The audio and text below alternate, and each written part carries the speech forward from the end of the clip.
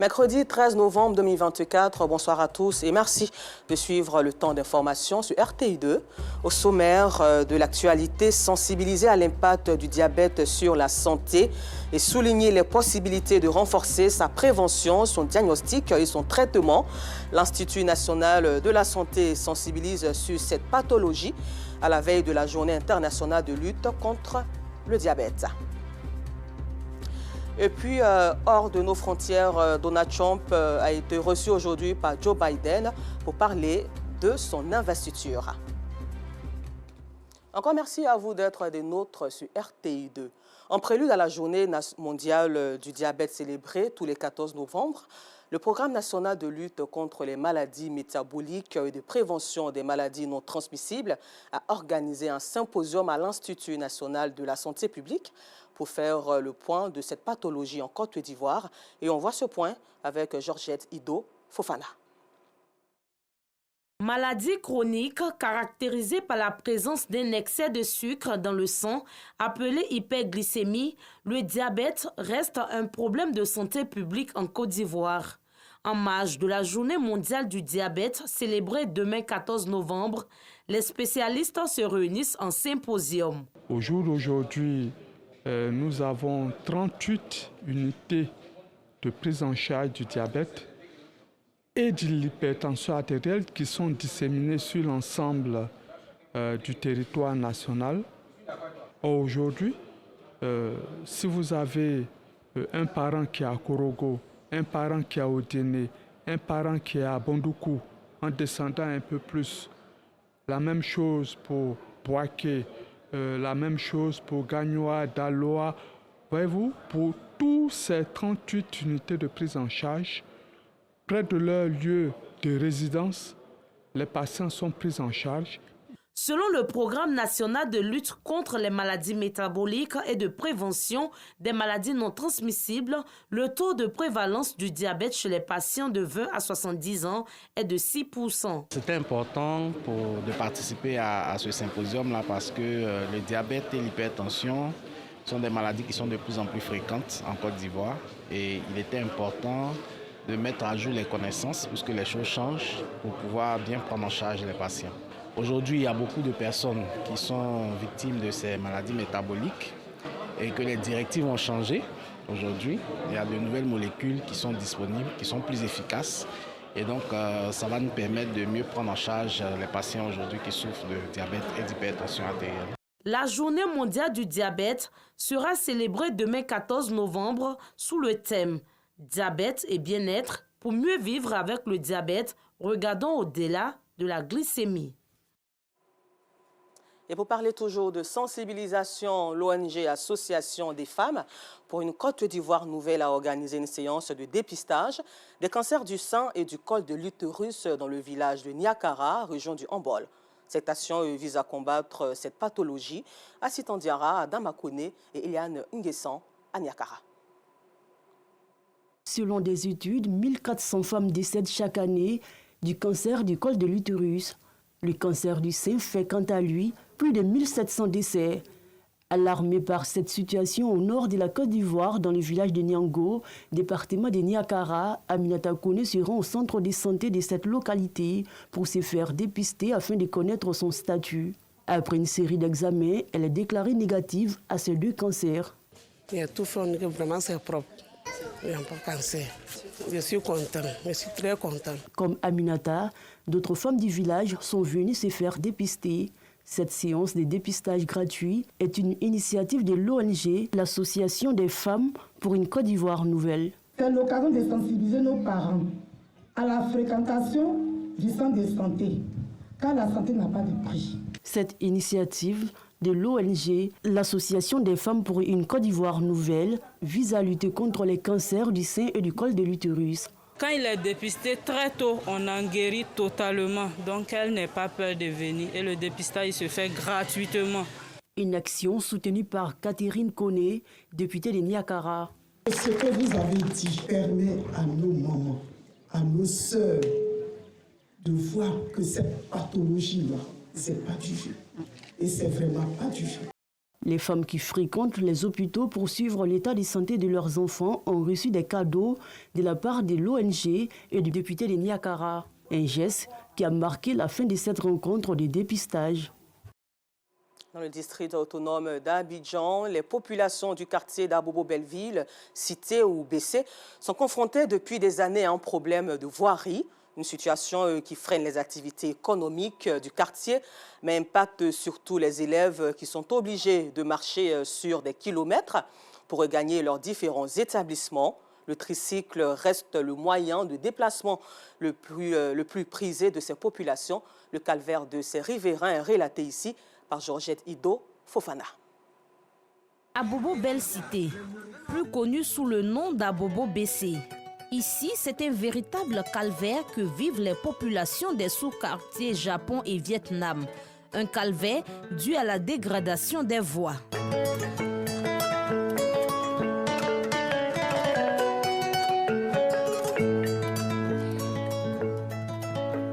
Au Japon et au Vietnam d'Abobo Bessé, les tricycles restent les seuls moyens de transport en commun.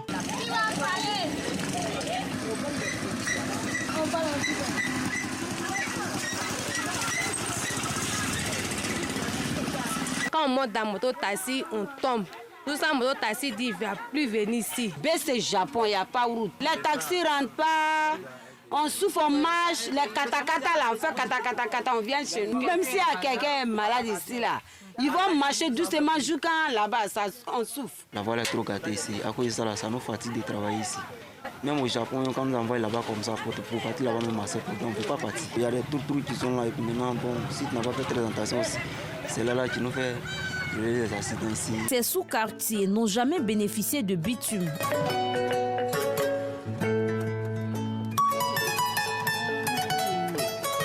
Et pourtant, la population ici est dense. Elle est estimée à plus de 10 000 âmes selon les responsables du quartier. C'est la voirie, c'est ça qui fait le développement d'un quartier. À part ça, il n'y a pas autre chose que ça.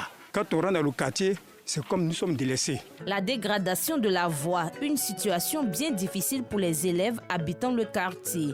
Obligés de marcher des kilomètres pour espérer avoir un véhicule.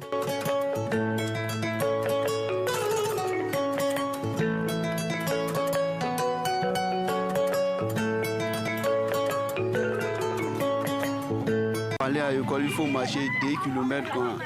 Ouais, souvent, quand il n'y a pas de taxi, ça nous fatigue. Et nous sommes en classe des amis. On ne peut pas toujours arriver en retard. Parfois, on est en sueur, on ne peut pas rentrer. Tout comme les élèves, les commerçants ne sont pas mieux lotis. Difficile pour eux de se ravitailler. Ils disent être préoccupés par ce problème qui dure et perdure. Cela depuis des décennies. Quand on quitte à Gabé, souvent on prend le Baka pour venir descendre au BC. De là-bas, il faut venir en bas ici. C'est difficile. Il faut venir les mototaxis là. Dans la route là, c'est pas bon du tout.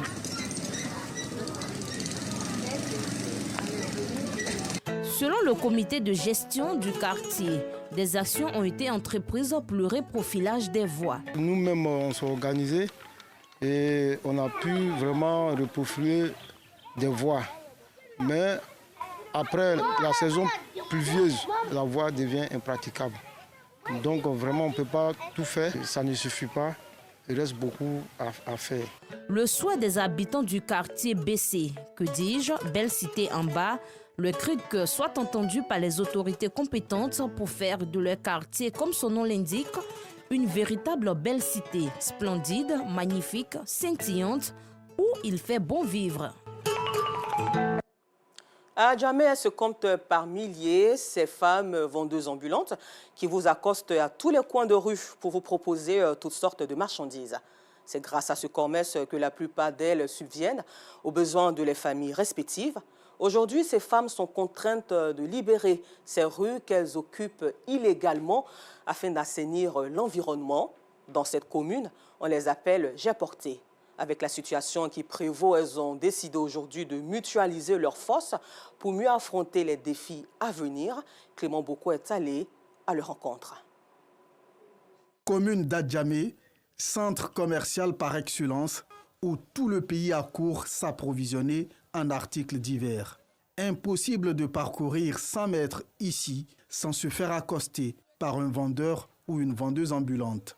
Avec le désengorgement des grandes artères de la ville d'Abidjan, ces vendeuses ambulantes qui se font appeler « J'ai porté » sont sommées de libérer ces voies, ce qui provoque quelques grincements de dents. Ça me cause des problèmes parce que les femmes n'arrivent pas à vendre à cause de la mairie. Tu vois, une fois que les gars prennent barrage, si les gars sortent, la mairie les poursuit. Souvent on prend les barrages. Les gars s'en payent les 30 et 15, 50 et 4 000. Tu vois, non? Voilà, ils ont problème de ça. Il n'y a pas un coin où ils vont vendre. Moi, je vends sur le goudron. Je vends les débardeurs des enfants. Je vendais dans Petit Lomé. Mais comme Petit Lomé, ça ne va pas, il y a trop de monde. Et puis, on chasse, on court, on fait tout. À cause de la mer, on vient s'arrêter sur la route encore. Quand il vient, on court. Il y a d'autres même voitures les prennent, il y a d'autres qui restent dedans aussi. Tout ça, c'est à cause de vendre. On est au bord, on vend, on a des enfants aussi. Et les enfants, tous sont beaucoup. On ne sait pas comment il faut faire, on va partir.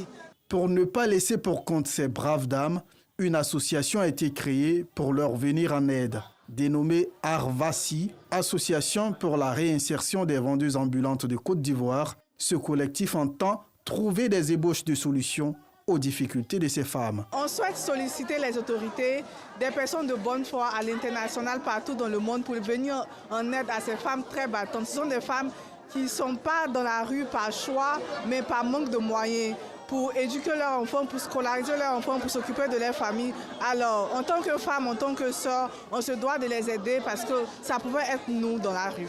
Représentant le maire Farikou Soumaoro, à cette cérémonie, Biba Diarra, première adjointe au maire, a traduit la volonté de la municipalité à aider ces femmes à se structurer et à sortir de l'informel avec l'appui de l'Arvasi. L'Arvasi revendique 1500 membres et compte s'étendre à d'autres communes du pays. Et dans un autre registre, l'université Alassane Ouattara de Bouaké, région de Gbeke, accueille un colloque international en hommage au professeur Lat Egué Jean-Michel, professeur titulaire en histoire autour des enjeux de migration, de gouvernance et d'intégration des peuples en Afrique. Pendant 3 jours, experts et chercheurs venus de la sous-région explorent les dynamiques civilisationnelles des sociétés ouest-africaines et leurs défis contemporains. Le compte-rendu de William Sekakou et Soro Corona de RTI Bouaké. Migration, peuplement et intégration des peuples, défis de gouvernance, corruption, démocratie, conflits armés et terrorisme. Des axes abordés lors du colloque international en hommage au professeur Lat Jean-Michel, professeur titulaire au département d'histoire de l'université Alassane Ouattara.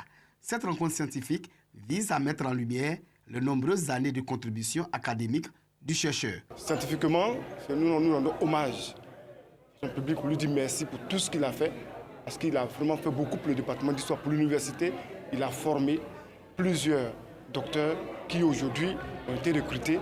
Société, civilisation et espace solagulaire d'Afrique occidentale. Tel est le fil conducteur du colloque, qui s'inscrit pleinement dans le champ de recherche du professeur Lat Jean-Michel. Il faut connaître son milieu. Or, nous étudions des espaces inconnus. Alors que près de nous, là, il y a un grand héritage que nos aïeuls nous ont laissé et que nous devons porter à la connaissance du monde par nos recherches, par nos écrits. Et donc, moi, mes recherches portent essentiellement sur le monde lagunaire, qui est un monde riche. 3 jours durant, les participants auront pour objectif, à travers leur communication, de mettre en évidence les caractéristiques civilisationnelles des sociétés et peuples d'Afrique. Le professeur Lat Jean-Michel est titulaire d'un doctorat du 3e cycle. Il a intégré l'université Alassane Ouattara, anciennement Université de Bouaké, en 1995.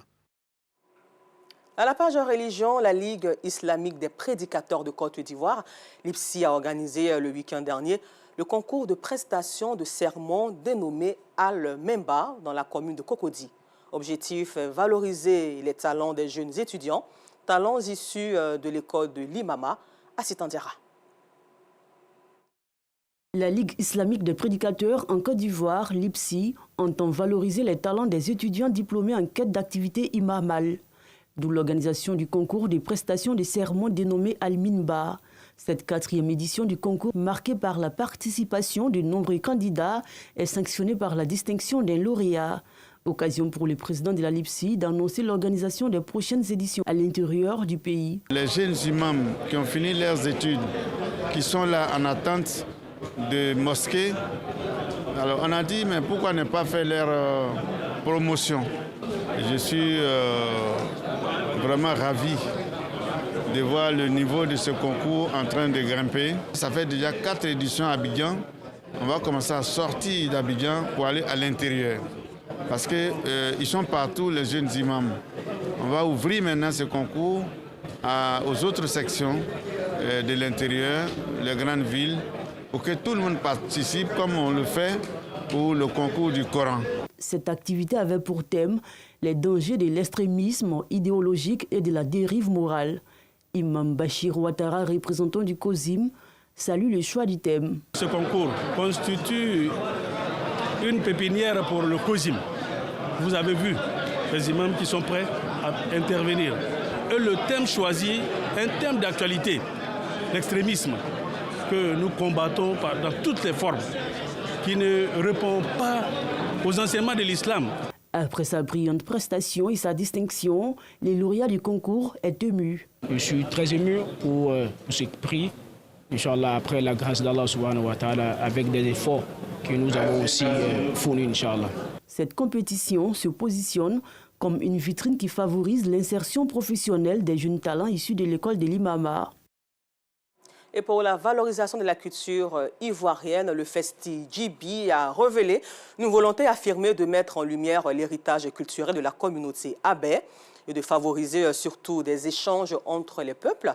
Durant 3 jours, la localité a vibré au rythme des danses traditionnelles et s'est métamorphosée en une plateforme d'expression pour les arts et savoir-faire locaux. Georgette Ido Fofana était au Festi Djibi. Promouvoir et sauvegarder l'identité culturelle Abé, c'est l'enjeu au cœur du Festi Djibi. Cet événement se veut une vitrine de la richesse culturelle de ce peuple du sud du pays, mais aussi une occasion pour sensibiliser les jeunes à la préservation des valeurs et coutumes locales. Dans une Côte d'Ivoire tournée vers la paix et la réconciliation, le Festi Djibi représente plus qu'un festival. Il s'agit d'un véritable lieu de convergence pour tous les amoureux de la culture et de la paix et du vivre ensemble. Une initiative qui acquiert l'adhésion des participants. On se fait pour ce premier festival du village qui est passé de sa première édition à la deuxième édition. Mais on voit que déjà au niveau de la population, la population au rendez-vous. Au cours de cette célébration, des prestations d'artistes locaux ont permis au public de découvrir les talents et une partie du patrimoine immatériel Abé. Vive la culture ivoirienne. Hors de nos frontières, au Mali, l'armée malienne et le groupe Wagner, désormais intégré au corps africain contrôlé par Moscou, ont mené une opération ces dimanches 10 et lundi 11 novembre dernier à Lerneb, localité de la région de Tombouctou, à une quarantaine de kilomètres de la frontière avec la Mauritanie, qui a causé la mort de 7 civils. Et puis, terminons ce temps d'information des États-Unis d'Amérique. Donald Trump, reçu ce jour par Joe Biden, évoque que la transition avec lui serait la plus fluide. Et c'était au cours d'une réunion à la Maison-Blanche avec le président sortant. Voilà, ceci marque la fin de ce temps d'information. Encore merci à vous de nous avoir suivis et bonne suite de programme sur RTI2.